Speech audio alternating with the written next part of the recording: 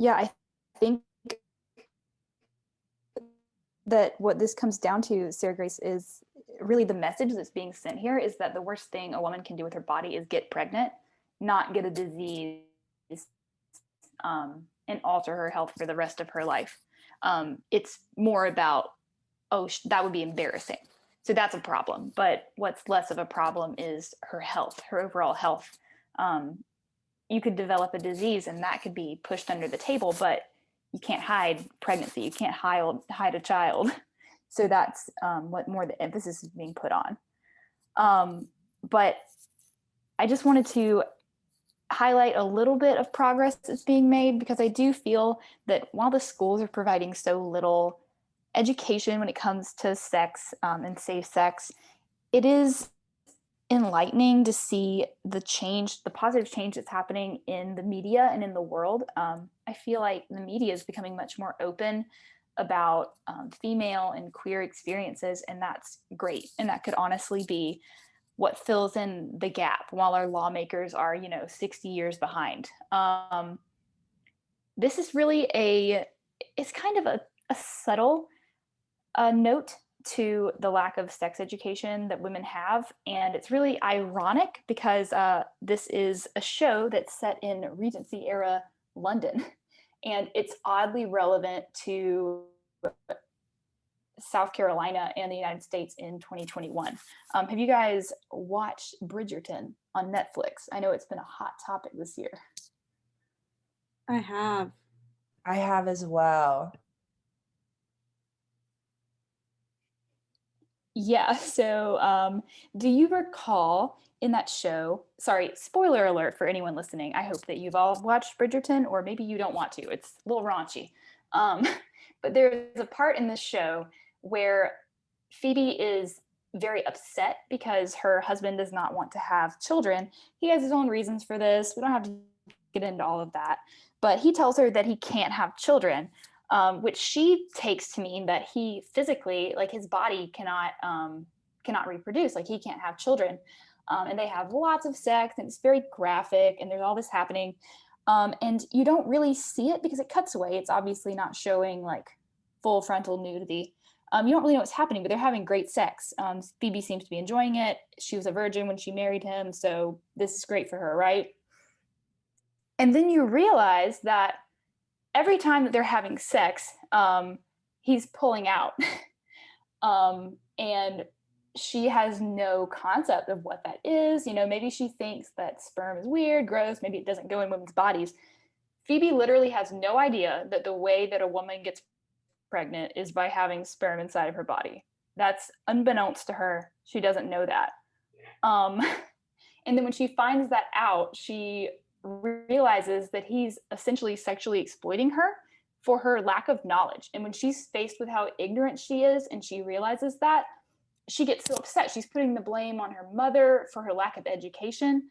And that to me was just so chilling because it feels so oddly relevant to the experiences that women could still have today. Because though women might be getting a little bit closer to equality in the eyes of politics, I think that we're still looked upon as ignorant, as not needing to know things about our bodies. And yeah, it was just an awful thing to see play out in media and to feel so relevant to my research because I was watching it as I was researching this topic.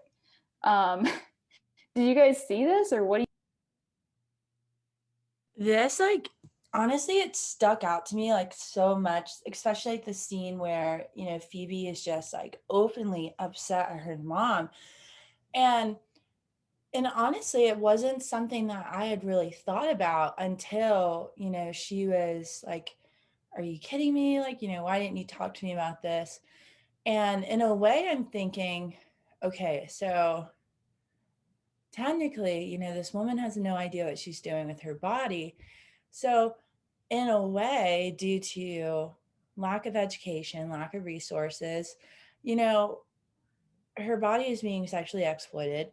And so part of me is wondering, this idea of rape, of, can she actually consent to something that she doesn't know anything about? And then you think about women today who don't have a very well education on sex, and then are like pressured by their significant other to, oh yeah, like this is so normal, this is what everyone else is doing, but they don't have any education to know that they can say no, or that they can have all of the information and utilize that to make their decision.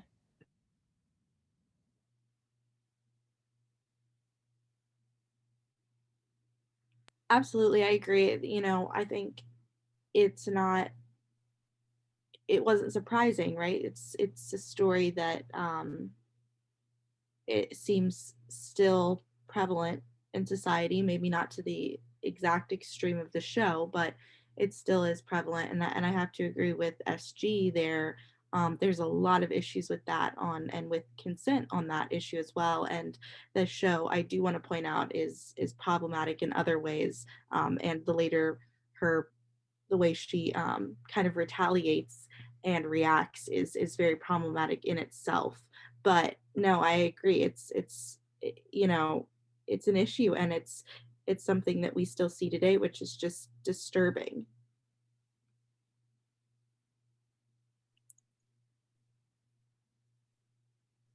Yeah, and what it's doing is something that's still happening to a lot of women, which is leaving their sexual education up to men that they're sexually active with, which is devastating and the opposite of empowering. Like how can we let someone who is potentially taking advantage of you be responsible of you and your education? For me, and it was really what drew me to this topic, and further exploring it.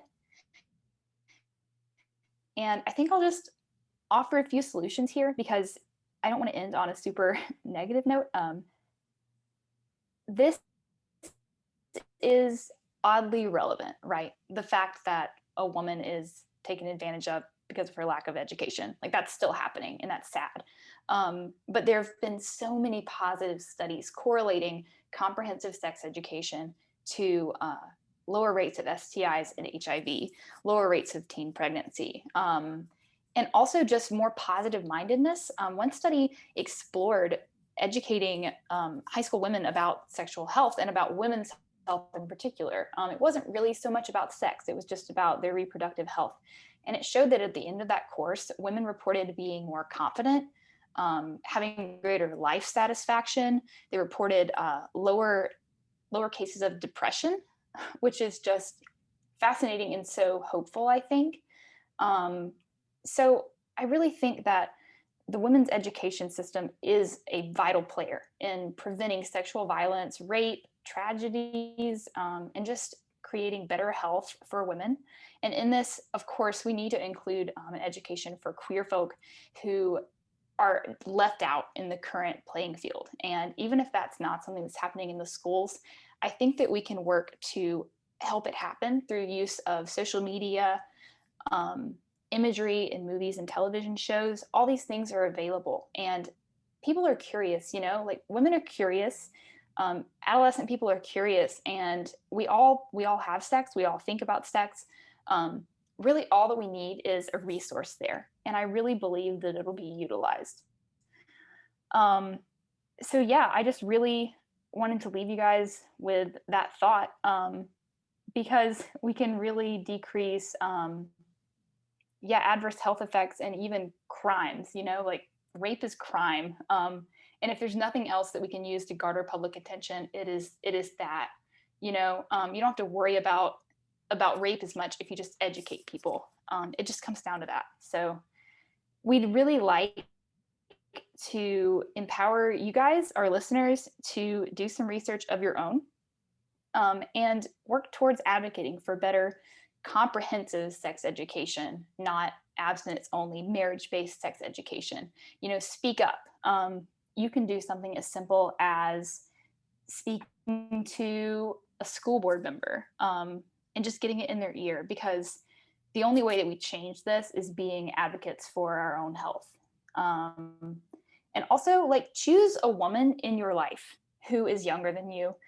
Maybe it's a sibling, maybe it's a niece, nephew even, and just, ask their parents if you really feel like it's necessary.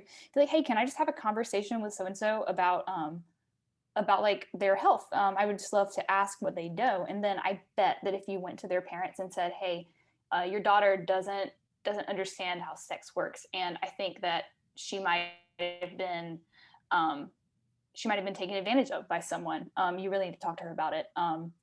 We could be the intervention that people really need to take better care of themselves and make sure that they are not further exploited.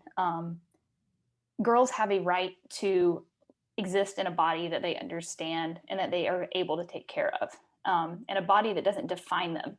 Your body should be useful to you, and not a crutch, especially for your education. So I really just wanted to leave you guys with that. Did you have any final thoughts or any questions for me regarding my research?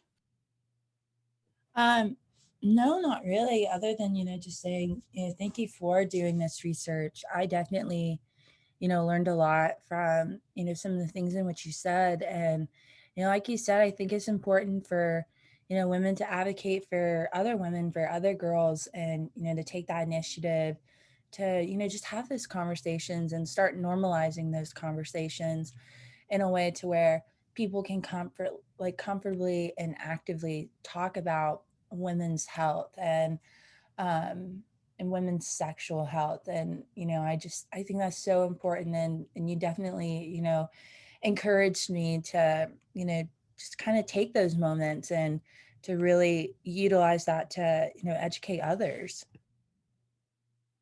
Yeah, 100%. I'm just echoing everything SG said. It's so important for us to know, to educate ourselves and to help educate others and to fight for a better future and for a future that sees women and all people educated in a way that creates a safer and more accepting environment for everybody, in which health can be talked about on different planes and not be discriminated against. Yeah, and so just thank you, Alice, for having us, and thank you for all the research you did on this incredibly important topic. And yeah, thank you so much. Yeah, thank you guys for joining me. So I'll just end with reminding all of our listeners that just like all change that's been made, um, progress has been measured due to longstanding commitment, and change makers who do it for a long time. Things aren't going to change overnight. So whenever the public's grip on an issue has loosened up, progress is stifled. So I would just remind you guys to be steadfast in your commitment to really stand against policymakers that are discouraging cumulative sex education, and don't give up on it. Don't change your values, don't change your beliefs, and really just be a lifelong warrior for women's issues. And I really thank you guys all for listening to us today. And we hope to see you in our next podcast. Thanks, guys. Bye.